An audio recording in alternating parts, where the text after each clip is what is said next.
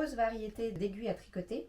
Je vais partir des plus traditionnelles et puis après je vais vous parler des interchangeables, des circulaires.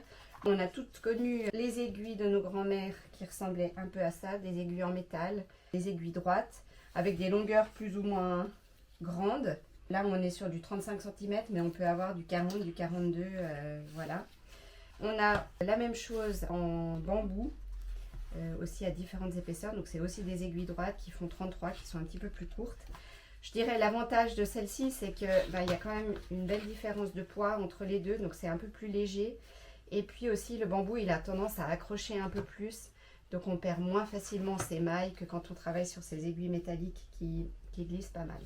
Après, aujourd'hui, on a beaucoup évolué et puis on travaille de plus en plus avec des aiguilles circulaires.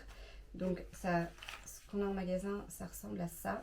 Ce sont des aiguilles interchangeables, donc on a des pointes d'aiguilles qui s'adaptent sur des câbles. Donc ça ressemble à ça. Les pointes se vissent sur les câbles. On peut tricoter avec ce système.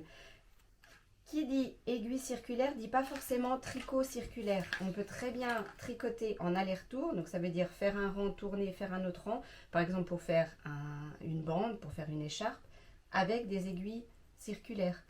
On n'est pas obligé de tricoter en rond avec des aiguilles circulaires. Je trouve l'avantage des aiguilles circulaires, c'est déjà d'une qu'elles sont plus faciles à transporter. Une fois qu'on a fini son tricot, on peut juste laisser les mailles en attente sur le câble, ranger ça dans un petit sac et puis l'emporter avec soi dans les transports en commun, en week-end, etc. Que les aiguilles droites, oui, sont plus volumineuses et moins faciles à manipuler. Puis aussi, ça a un certain confort parce qu'en fait, on a juste les pointes dans les mains et puis une fois que les mailles sont tricotées, elles partent sur le câble et on a moins de poids que quand on travaille en aiguille droite. Les aiguilles circulaires, alors elles existent soit en bois ou alors on les a aussi en métal, comme ceci. Là, le choix se fait surtout en fonction de la laine qu'on tricote. Ça peut aussi être en fonction de ses propres goûts. Il y a des gens qui préfèrent tricoter avec du bois, d'autres avec du métal. C'est vraiment très subjectif. Mais sachez que les aiguilles métalliques, elles ont des pointes qui sont un peu plus effilées que les aiguilles en bois. Donc selon, on peut voir la différence là, selon la matière qu'on travaille, mais là je parle plutôt de fils un peu plus fins, on sera plus à l'aise avec des aiguilles métalliques qu'avec des aiguilles en bois. Voilà.